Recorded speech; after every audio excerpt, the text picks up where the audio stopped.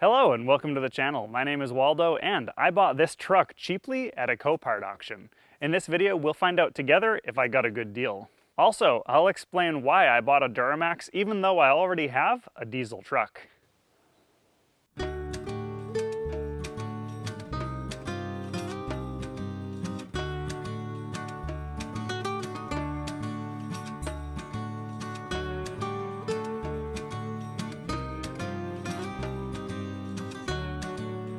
I should explain why these trucks are so desirable. First, they're very reliable. The engine, the transmission, and pretty much everything else will last a really long time if properly maintained. Now, that said, these trucks do have an Achilles heel, but I'll get to that later. Second, new trucks are ridiculously expensive. A comparable truck to this starts at over $55,000, but you could easily spec that up to over $80,000. Third, new diesel trucks are extremely complex. They have restrictive emissions and they have computers for everything. This makes me expect that long-term reliability will be an issue. In my opinion, gone are the days of million-mile diesel engines. For me and for truck buyers all across the country, this truck hits a sweet spot. It's modern enough to be comfortable, powerful, and have a good enough towing capacity. It's reliable, and the price is way less than new trucks. All right, let's take a walk around and check this thing out. This is gonna be like Hoovie's Garage, except I'm the car wizard and the dummy who buys cheap vehicles at auction. So the truck looks pretty good from this angle. It's got a little bit of rust here and there. Got some more rust on the hood here. The paint is in okay shape. The tires are actually pretty good. They have a lot of tread life left. They're Michelin's, which is a quality brand. I do personally prefer all-terrains because I have to deal with muddy roads and driveways a lot, but I'm gonna stick with those tires for now. If we come around to the side here, we'll take a look at the rocker panels. And this is one of the issues. Now, I expected this because, well, this is one of the Achilles heels of the vehicle. Rust. The rockers here need to be replaced before I can get this inspected because, I mean, look at that. That's a big hole. While we're in here, I mean, look at the interior. We have leather seats. We have a sunroof. Looking in the glove box, it comes with the owner's manual. It's actually really clean in here. This is always a good sign, by the way, when you get the owner's manual. I mean, I almost expected 2 sets of keys with how well the previous owner kept this vehicle. Now, this is the SLT trim level, so it has pretty much all the options. It's got automatic headlights, steering wheel controls, we've got dimming rear view mirror here, and it even has a Bose sound system. Looking in the back here, we got the same problem. Rocker panels are bad, and the cab corner is also starting to go down here as well. No surprise there. It does become obvious to me that the previous owners had dogs with all this dog hair in here, but that'll vacuum up. Other than that, it is clean in here, and it doesn't really smell inside either. Now, coming around to the back here, we can see why this was at a Copart auction. It was in a bit of a rear end collision, and the bed is kind of all messed up. The fender flare here came off, which shows that there is also quite a bit of rust under there. With the rear bumper missing, we can actually take a look at the frame down here and see these cross members. So part of the rusting Achilles heel is also the frame on these tends to rust quite a bit, especially in the back half and especially on these cross members. And you just see this rust just comes right off like that. A big part of this project is going to be doing some rust repair. In the bed here, you can see that it already has a gooseneck hitch in the back. That's pretty cool. And then over here on the side, it's got the 7-pin wiring connector. It really looks like this was a nice truck before it got all rusty and into an accident. Now, as for what I'm going to do with this bed, that bed obviously needs to be replaced, and I could easily replace it with another stock bed. They're widely available and they're not too expensive. However, I think I would like to build a flatbed for it because it's easy to do, it's fun, and I really love the look of a flatbed on a truck like this. In particular, I think an aluminum flatbed would go really well with the green color of the cab. Let's take a look under the hood. So under the hood is the 6.6 liter Duramax V8 engine. This is the LLY, which was in between the LB7 and the LBZ. The first thing I like to check under here is the oil. See how the oil looks.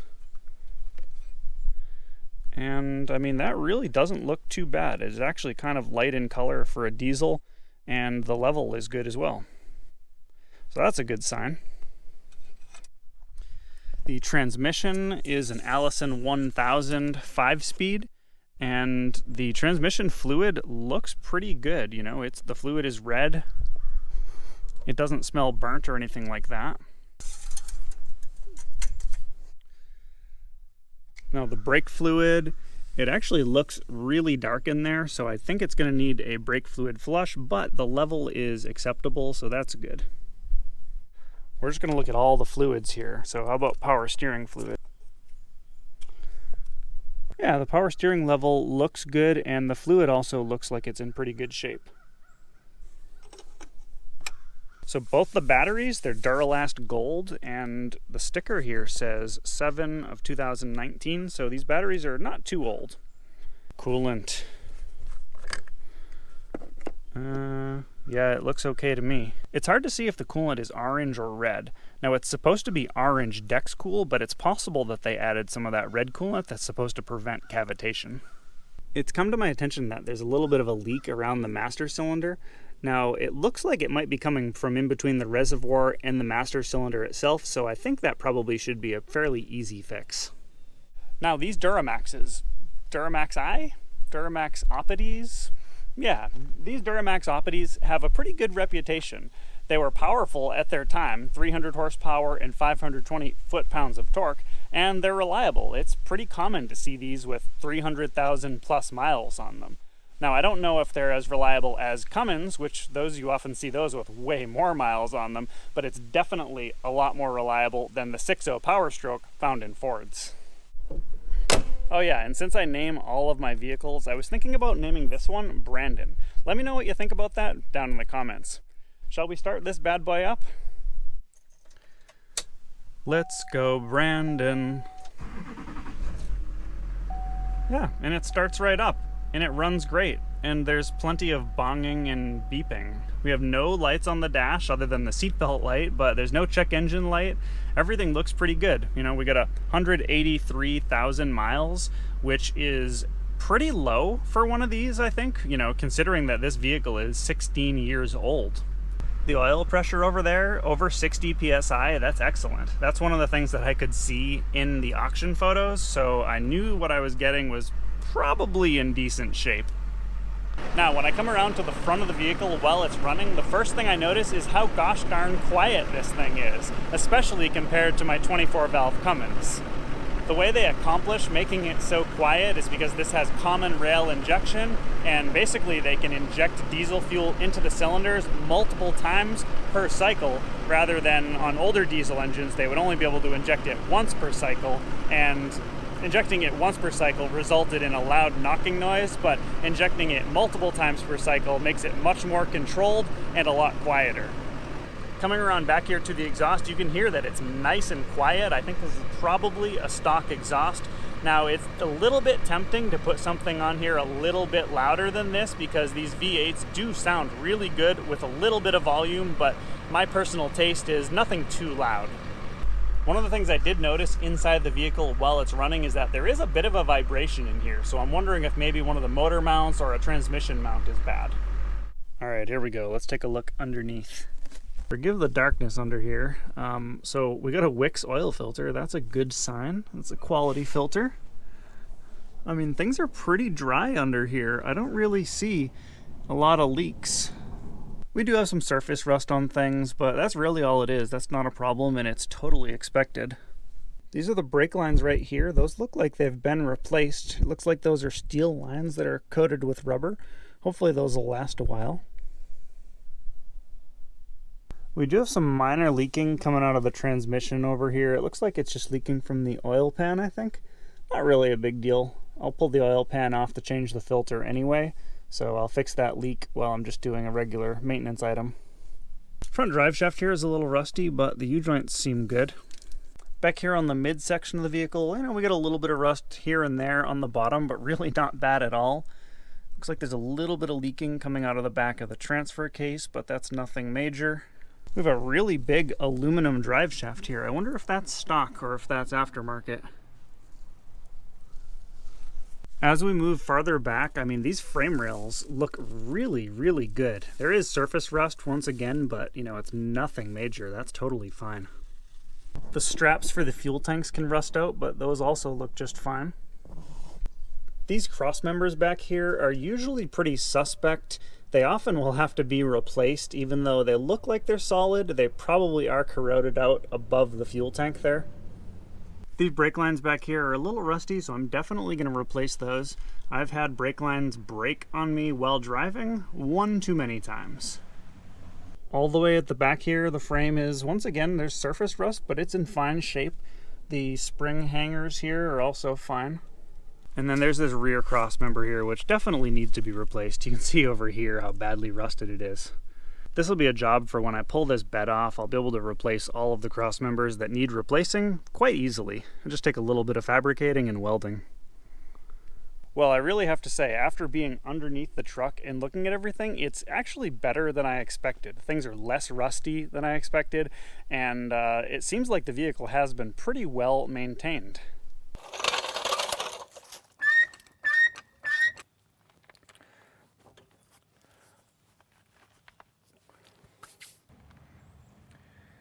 Brake pads have plenty of life left on them. Yeah, the front end here seems good. It's tight and well maintained. Yeah, so this truck is in better condition than I expected, so I'm pretty happy with my purchase. I guess I'll go ahead and tell you, since you stayed till the end, I paid $3,400 for this. And to some of you that may seem like a lot, but the clean retail price for one of these is actually about almost $17,000.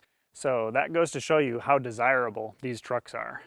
So some of my regular viewers will be wondering why I purchased this truck when I already have Billy Bob, my 1995 GMC C3500 HD, and well, there are a few reasons why.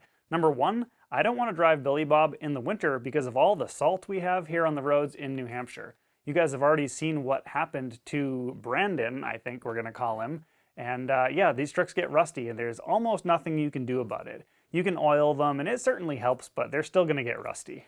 Number two, as you may know, I'm currently building a 14K trailer, and unfortunately, with the gross combined weight of Billy Bob plus the trailer, it's up to 29,000 pounds, which is too much for me to drive outside of the state of New Hampshire, unless I have a CDL, which I don't currently have, although that is on my list of things to get. This new truck will allow me to drive out of state without a CDL because the gross combined weight rating will only be about 23,000 pounds.